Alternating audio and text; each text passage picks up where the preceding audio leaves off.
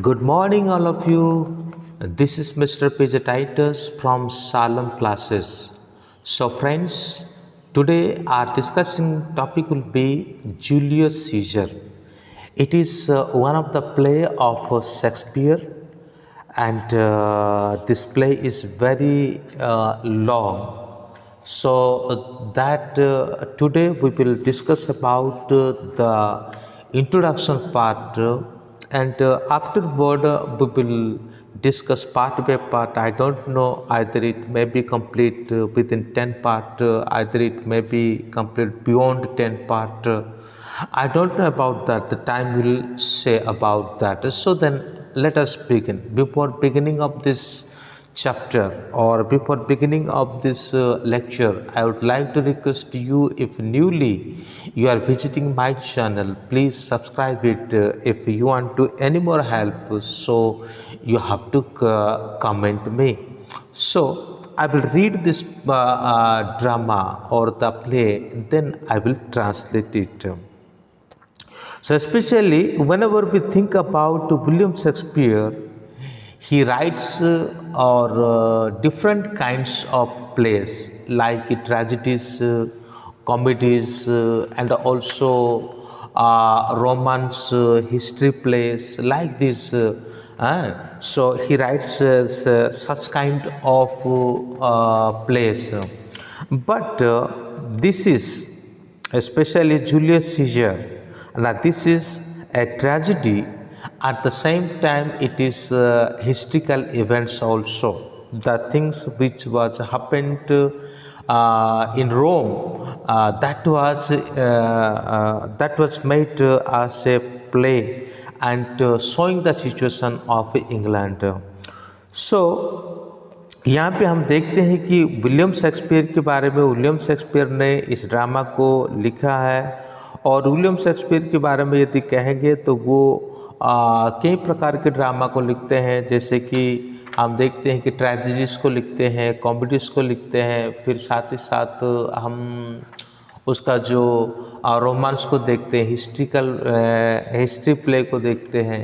तो इसी प्रकार कई सारे प्ले को वो लिखते हैं। तो और ये जो प्ले है ये एक ट्रेजेडी वाली प्ले है और साथ ही साथ ये हिस्ट्रिकल इवेंट से भी जुड़ा हुआ है, जो रोम का ऐतिहासिक घटना है जिसको कंपेयर किया जाता है इंग्लैंड की और इंग्लैंड के साथ। तो चलिए आज की वीडियो लेक्चर को शुरू करते हैं। दोस्तों, अगर इसका ऊपर वाला ड्रामा देखना चाहते हैं और उससे ऊपर वाला पोएम देखना चाहते हैं, यानी तो डेफिनेटली वो राजस्थान यूनिवर्सिटी वाले जो प्ले लिस्ट है उसमें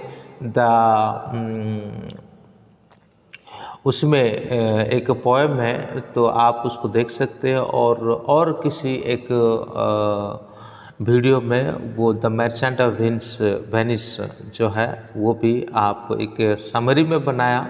एक्टिवाइज तो अभी बनाऊंगा, मैंने सोचा कि उसमें समरी है तो पहले उससे थोड़ी बहुत फ़ायदा मिल जाएगा।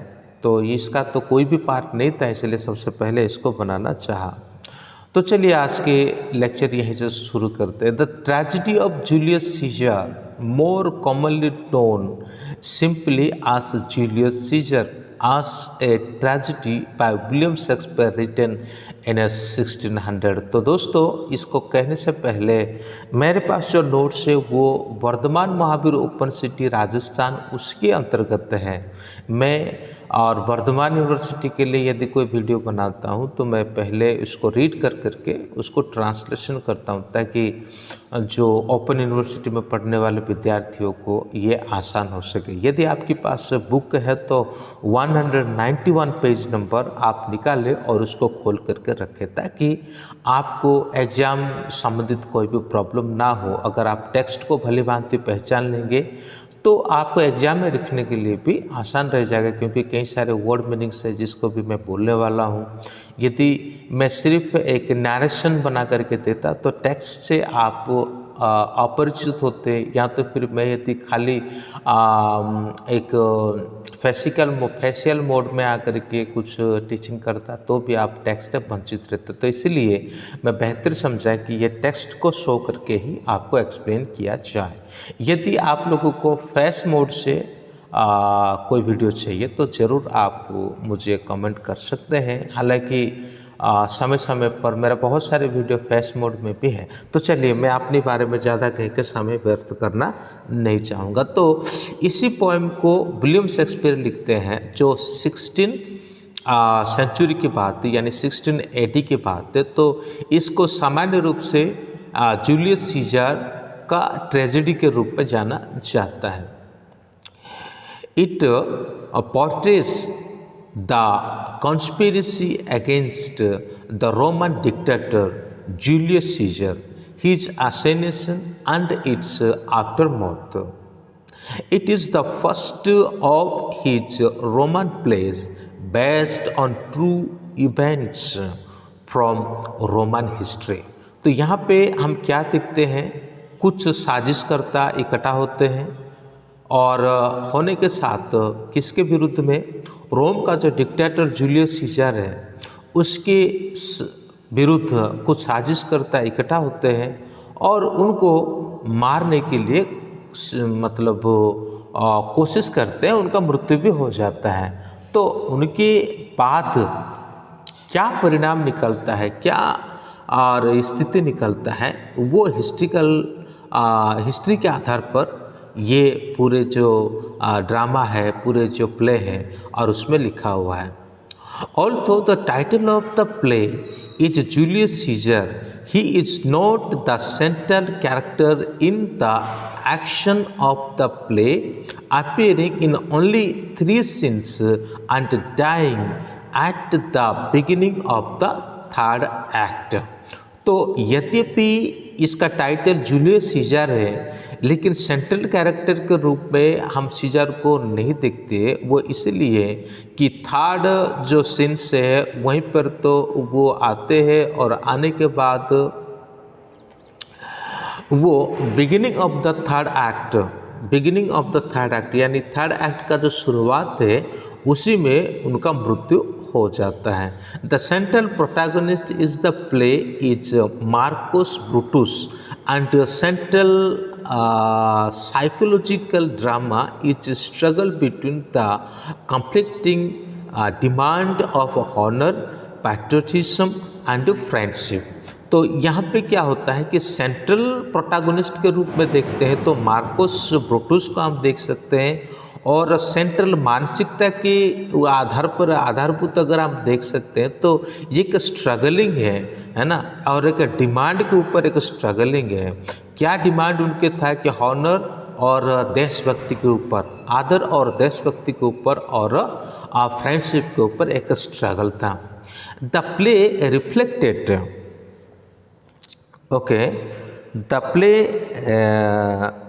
the play reflected the general anxiety of England due to worries of her succession. यहाँ पे हम एक विशेष बात को देखते हैं कि और इसी प्ले में ये प्ले खास करके इंग्लैंड का जो मतलब चिंताजनक स्थिति अपने उत्तराधिकारी के प्रति और अपने लीडरशिप के प्रति जो चिंताजनक स्थिति है उसी को रिफ्लेक्ट करता है, उसी को मतलब चित्रण करता है।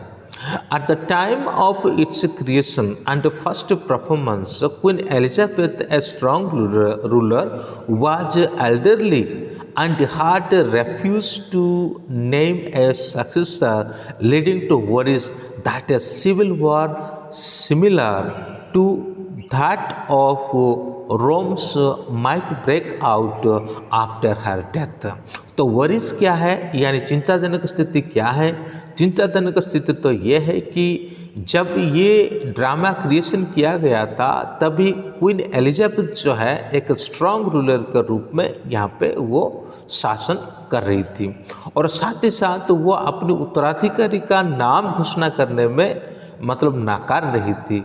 तो यही चीज़ उनको चिंता में लेके आता है, इंग्लैंड को यही बात चिंता में लेके आता है कि ऐसा ना हो कि उसके डेथ के बाद एक आंतरिक युद्ध जिसको सिविल वार कहा जाता है ये ना हो जाए, यही चिंता लोगों के अंदर था। The play contains many elements from the Elizabethan period, making it anachronistic the characters mention objects such as hats, towels, large heavy jacket जिसको कहा जाता है, and cloaks, none of which existed in ancient Rome. तो ये जो play है ये बहुत सारे एलिमेंट के द्वारा एलिजाबेथन के पीरियड में इसको मतलब काल दोष मुक्त करके बनाया जाता है। ठीक है, यहाँ पर कुछ ऑब्जेक्ट्स है जो कैरेक्टर के रूप में मेंशन किया जाता है, जैसे कि हैट्स है ना, डावेल्स है जो लार्ज हैवी जैकेट है, एंड क्लॉक है ना, जो ये सभी जो एलिमेंट्स को यहाँ पे दर्शाया गया है, ये सभी क्या नहीं है कि ये सभी एंशिएंट रोम का ये क्या चीज़ नहीं है, उसमें एक्सिस्ट नहीं करता है। Caesar is mention to be wearing an Elizabethan doublet instead of Roman toga. तो यहाँ पे सीजर को जो हैवी जैकेट जो एलिजाबेथ पहनती थी वो पहनाया और दर्शाया जाता है, ताकि ना कि रोमन का जो चोगा है उसको पहनाया हुआ है। कुल मिलाकर के यही कहा जा सकता है कि यहाँ पे सीजर को ये दर्शाया जाता है कि जो जैकेट एलिजाबेथ पहनी हुई है उसी को वो पहन रखा है। कौन पहन रखा है? एक प्रतिरूप दिया जाता है ना, सीजर। जबकि उनको क्या पहनना चाहिए था? रोमन टोगा यानी रोमन का जो चोगा है वो पहनना चाहिए था। तो अभी हम यहाँ पे देखते हैं कुछ विशेष कैरेक्टर के बारे में, जैसे कि ये तो था देश की हालत। अब लोगों के बारे में हम देखें। Marcus Brutus is Caesar's close friend. Marcus Brutus क्या होता है कि सीजर को बहुत ही क्लोज फ्रेंड होते हैं। His ancestors were famed for driving the tyrannical king Tarquin from Rome, described in Shakespeare's earlier The Rape of Lucrece। तो यहाँ पे और एक बात हम यहाँ पे देखते हैं कि उनके जो एंसेस्टर, किन के एंसेस्टर? मार्कस ब्रूटस का जो एंसेस्टर है वो हमेशा रोम का जो अदर किंग जो है, जो दूसरा किंग मतलब आने के लिए चाहता था, किंग ट्रैक्विन, उसको दमन करके रखने में कामयाब थे। ठीक है ना, उसको दमन करके रखने के कामयाब को वो रखते थे। किसके एंसेस्टर, किसके परिवार वर्ग? मार्कस ब्रूटस के परिवार वर्ग। तो उसके चलते ये कहा जा सकता है कि मार्कस ब्रूटस जो है वहाँ के जो शासक होते थे उनके आसपास ही रहा करते थे, उनके परिवार भी। Brutus allows himself to casualty into joining a group of conspiring senators because of a growing suspicion implanted by Gaius Cassius that Caesar intended to turn republican Rome into monarchy under his own rule. तो ऐसी दशा में क्या होता है कि Brutus जो है वो अपने आप को मनाने लग जाता है। क्या करने के लिए? जो कॉन्स्पिरिंग ग्रुप है ना, मतलब जो साजिश करता वाले जो ग्रुप है, साजिशकारी का जो ग्रुप है, उसी ग्रुप में अपने आप को शामिल करने के लिए, क्योंकि उसको ये बात बताया गया था कि सीजर जो है अभी क्या करेगा, इस देश को जो अभी जो डेमोक्रेटिक यानी रिपब्लिकन कंडीशन में है हमारा देश, उसको वो मोनार्की की कंडीशन में लेकर के जाएगा। इसी प्रकार उसको मोटिवेट किया गया था। तो इसी के चलते उसके अंदर तो देशभक्ति फूट फूट करके भरा पड़ा है। तो वो उसी बात को लेकर के अपने मन को मनाने में लग जाता है कि उस जो साजिश करता है तो ग्रुप में शामिल होने के लिए। लेकिन दूसरे व्यक्ति के बारे में हम देखते हैं। Traditional reading of the play maintain that Cassius and the other conspirators are motivated largely by envy and ambition. यहाँ पे जो दूसरे लोगों के बारे में जैसे कह सकते हैं, कैशियस के बारे में कह सकते हैं, और अदर कॉन्स्पिरेटर यानी जो अदर जो हत्याकारी थे, षड्यंत्रकारी थे, ये सभी तो जलन के कारण और अपने उद्देश्य महत्वाकांक्षा के कारण है ना उसको मारना चाहते थे। लेकिन ब्रूटस को किस बारे में मोटिवेट किया जाता है कि देश के हित के लिए, देश के चिंता के आधार पर करके उसको मोटिवेट किया जाता है। Brutus is motivated whereas Brutus is motivated by the demand of honor and patriotism। Brutus को यहाँ पे एक डिमांड के ऊपर मोटिवेट किया जाता है, जो डिमांड हॉनर एंड देशभक्ति के आधार पर। Other commentators such as Isaac Asimov suggests that the text shows Brutus is no less moved by envy and flattery। तो दूसरे जो समालोचक थे उन्होंने और ये जो कॉन्स्पिरेटर्स को ये सुझाव देते हैं कि आपका जो फ्लैटरी या आपका जो मतलब एनवी यानी ईर्ष्यायुक्त भावना उसको कभी भी पिघलेगा नहीं, उसको पिघलने नहीं देगा। तो उसको कुछ रिटन रिकॉर्ड शो करना है, यानी कोई चिट्ठी हो सकता है या लेटर हो सकता है, इसे कुछ शो करना है।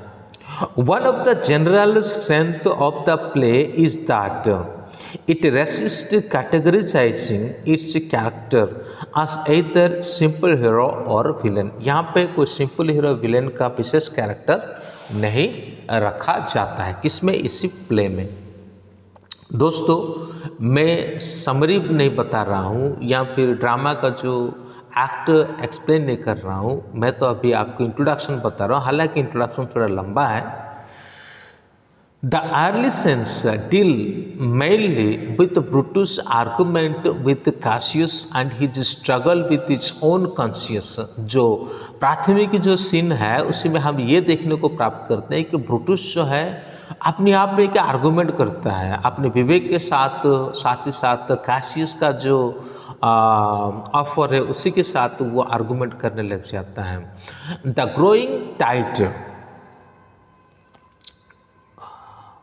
The growing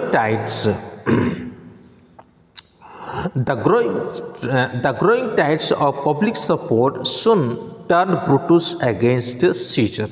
तो यहाँ पे हम देखते हैं कि जो पब्लिक सपोर्ट उसको मिलता है और वो पब्लिक सपोर्ट जो है उसको क्या करता है, आगे बढ़ने के लिए मदद करता है।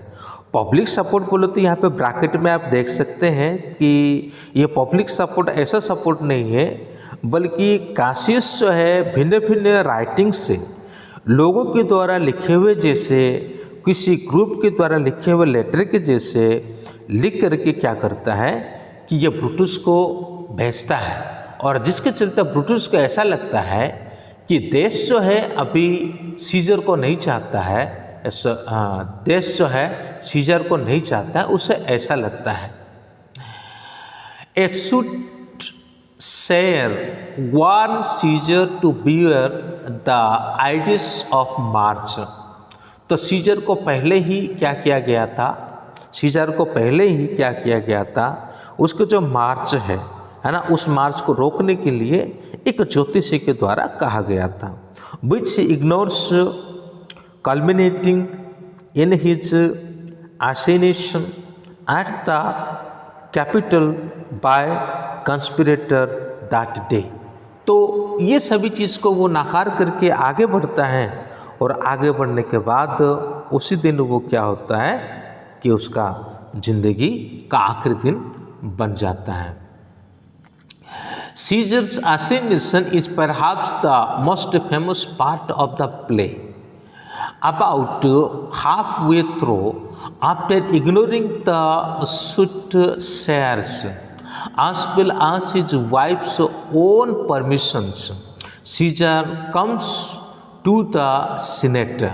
जैसे कि उसका ज्योतिषी उसको मना किया था, उसके बात को इग्नोर कर दिया, और अपने वाइफ के परमिशन को भी उसने इग्नोर कर दिया, और करने के बाद वो क्या करता है कि वो इस सीनेट में आ जाता है, और सीनेट में आने के बाद क्या होता है हम उसको अभी देखेंगे।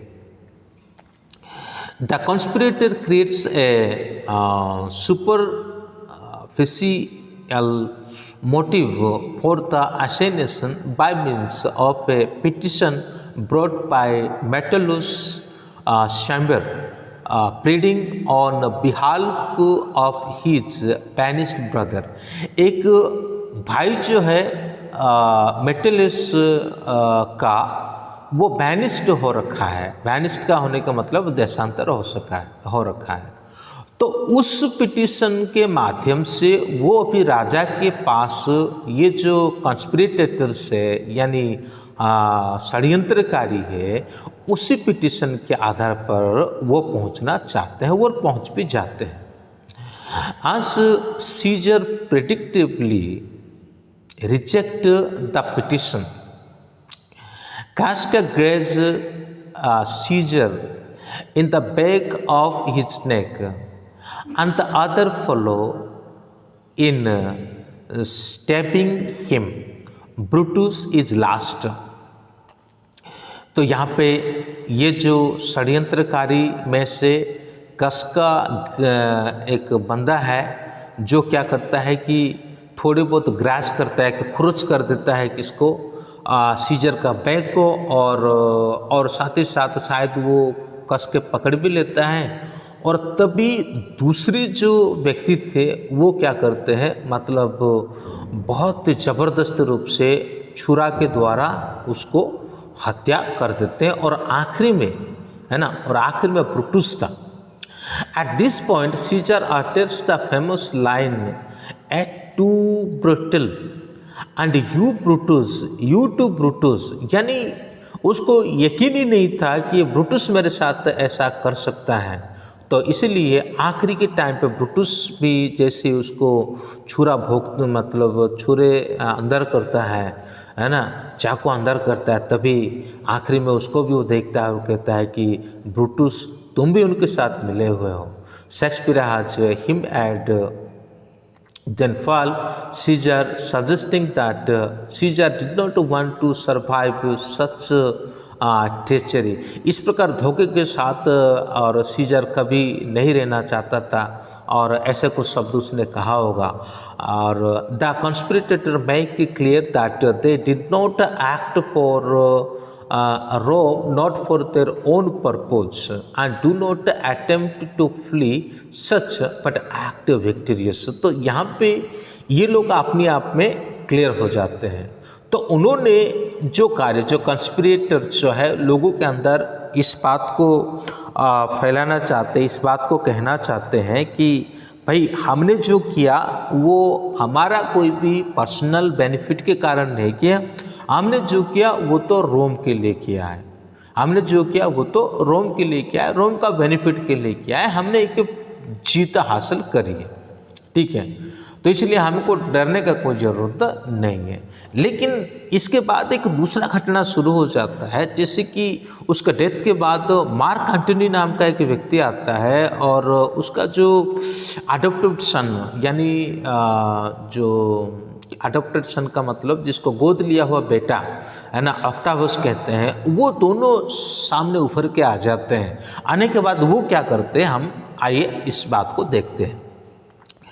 After Caesar death, however, Mark Antony, with subtle and eloquent speech of Caesar's troops, the much quoted French Romans countrymen, lend me your ears। तो ऐसे दशा पर क्या होता है कि मार्क एंटोनी जो है वो सामने आता है और संवेदनापूर्वक और भावपूर्वक एक स्पीच को यहाँ पर देता है। कहता है कि रोम में निवासी सब मेरी और अपने कान लगाओ। Deftly turns public opinion against the ascension by manipulating the emotion of the common people in contrast to the rational tone of Brutus' speech. Antony rushes the mob to drive the conspirators from Rome amid and violence. The innocent pointed China Cinna is confuse with the conspirator Cinna and murdered by the mob. तो यहाँ पर क्या होता है कि Brutus का जो कार्य है उसको एंटोनियो क्या कर देता है, इस मूव के सामने मतलब ये ओपन कर देता है, कुल मिला के ये कहा जा सकता है। और ये यहाँ पे ये पूर्ण रूप से लोगों को समझाने लगता है कि इन्होंने जो किया है गलत किया है, तो इसलिए अब इन जो मर्डरर है, ये जो कंस्पिरेटर है, इनको यहाँ नहीं रहना देना चाहिए, रोम में उसको नहीं रहने देना चाहिए। ऐसा करके वो क्या करता है, थोड़ा उत्तेजनात्मक भाषण लोगों के सामने, भीड़ के सामने रखता है, और भीड़ जो है गुस्सा हो जाती है और गुस्से में आकर के गलतफहमी में चीना नाम का एक पोएट है उसको ही मार देती है। The beginning of Act 4 is marked by the quarrel scene। जो Act 4 है ये एक quarrel scene होता है शुरुआत में, where Brutus attacks Cassius for soiling the noble act of regicide by attempting tribes. Did not great Julius bleed for justice sake? What villain touch his body that did step and not for justice? ये तो middle का बात है, 4th 3rd 19 to 20 line में जो है उसके बारे में बताया जाता है। तो चलिए इसी दशा में क्या होता है कि अभी ये जो मर्डर किए हुए कैसियस और साथ ही साथ ये ब्रूटस, ये अभी कन्फ्यूजन में आ जाते हैं। ठीक है, ये अभी कन्फ्यूजन में आते हैं। The two are reconciled but as they prepare for war with Mark Antony and Caesar's adopted son Octavian. Shakespeare उसको स्पेलिंग करता है ऑक्टावियस। Caesar's ghost appear to Brutus with the warning of defeat। तो ऐसे दशा में क्या होता है, ये दोनों तैयार हो जाते हैं। कौन कौन?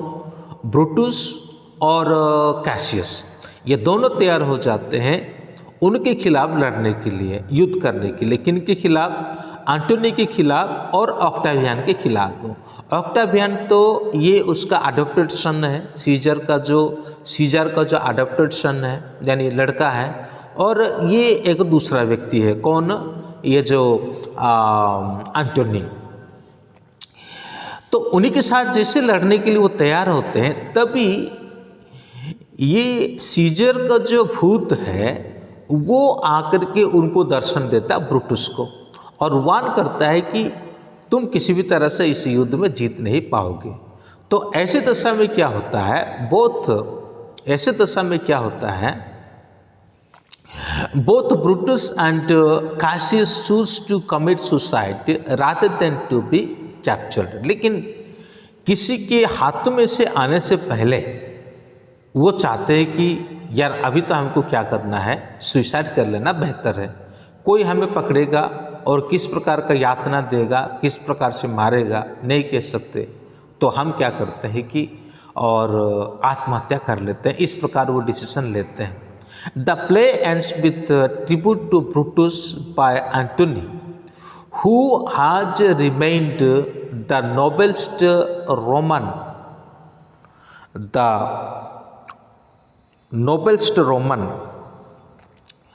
Roman all and hints the friction between Mark Antony and Octavius, which will characterize another of Shakespeare Roman play Antony and Cleopatra। तो यहाँ पे और एक चीज़ को हम देखते हैं, जैसे कि गोस्ट उसको क्या कर देता है कि गोस्ट उसको मना कर, भाई तू उस लड़ाई में मत लड़ क्योंकि तू हार जाएगा, ऐसा कहता है। ऐसा कहने के साथ साथ फिर ये दोनों जो है ना, और उस बैटल में जाना नहीं चाहते हैं, और वो अपने आप पे डिसाइड कर लेते हैं कि भाई ये दोनों आत्महत्या कर लेंगे। ठीक है, लेकिन जैसे ये प्ले का एंड होता है, और इस प्ले का एंड होते समय एंटनी जो है उसको सैल्यूट करता है, किस बात के लिए? भले दूसरे व्यक्ति जो है अपने स्वार्थ के निमित्त या तो फिर अपने और कोई ईर्ष्या के निमित्त तो सीजर को ख़त्म करने के प्रयास करा था, लेकिन ब्रुटस जो है अपने देश के खातिर, अपने देश के हित की चिंता करते हुए, अपने देश के शुभ चिंता करते हुए उन्होंने इस प्रकार किया था। तो इसीलिए उसको वहाँ पे क्या किया जाता है? ट्रिब्यूट किया जाता है, यानी सैल्यूट किया जाता है। तो दोस्तों अभी जो लास्ट वाला पैराग्राफ है ये कोई ज़्यादा खास नहीं है, मैं आपको थोड़ा बहुत ही उसका मतलब वो बता देता हूँ। ठीक है। Julius Caesar is one of the timeless creation of Shakespeare, the great master artist. Julius Caesar का जो ये टाइमलेस क्रिएशन है और ये शेक्सपियर को एक ग्रेट मास्टर आर्टिस्ट के रूप में साबित कर देता है। This historical play is a great tragedy that ends a huge waste of human life. ये जो हिस्ट्रिकल प्ले है ये क्या करता है कि बहुत मतलब जीवन का ख़त्म होने के बारे में बताता है। जैसे कि ये हिस्ट्रिकल प्ले है, जैसे कि हम इंडिया के बारे में सोचें तो अशोका के समय पर जो युद्ध हुआ था कलिंगा में, तो लाखों के तादाद में लोग उस समय मरे थे। इस प्रकार का एक घटना यहाँ पर देखने को मिलता है। हालांकि इतने लोग तो नहीं मरे, लाखों की संख्या में नहीं मरे, लेकिन एक कहने का मतलब है कि बहुत सारे लोग इसमें मर गए। The play abounds in admirable and affecting passages and is remarkable for the profound knowledge of character in which Shakespeare could scarcely fail। लेकिन कैरेक्टर देने में कुछ अपना कैरेक्टर उसमें देना था, यानी वो खुद वहाँ पे होते तो अच्छा होता है, इसी प्रकार समालोचना करने वाले को कहना है। He is asked if he had been actually present, had known he different characters and what they think of one another, and had taken down what he hear and saw their looks, words and gestures as they happened. The truth of history of in Julius Caesar is very heavily worked up with dramatic effect। Julius Caesar का ये जो true story है, truth history है, ये बहुत effective रूप से ये कार्य किया है। The councils of general and doubtful turns of battle are represented to life। With his superb language, Shakespeare has breathed life into glorious chapter turned from the history of Rome, dealing with the struggle of monarchy and republicanism, and has given its benefiting place in the galaxy of his great play। तो आगे हम इसका और भी जो part है, जैसे कि मैंने कहा था, ये 10 भाग में भी कंप्लीट हो सकता है ये पूरा ड्रामा, या तो फिर और भी आगे बढ़ सकता है, कुछ कहा नहीं जा सकता। एनीवे, लेकिन मेनली हम इस बात को समझ सकते हैं कि रिपब्लिकनिज्म और मोनार्की ये दोनों की लड़ाई है यहाँ पर, इस दोनों की बात को लेकर के यहाँ पे लड़ाई हुई है। तो मुझे उम्मीद है कि आपने इस वीडियो को समझ गया होगा। तो और भी कोई दिक्कत है तो आप, if you have any problem so you can connect me by your comment. Thank you, may God bless you. तब तक के लिए जय हिंद।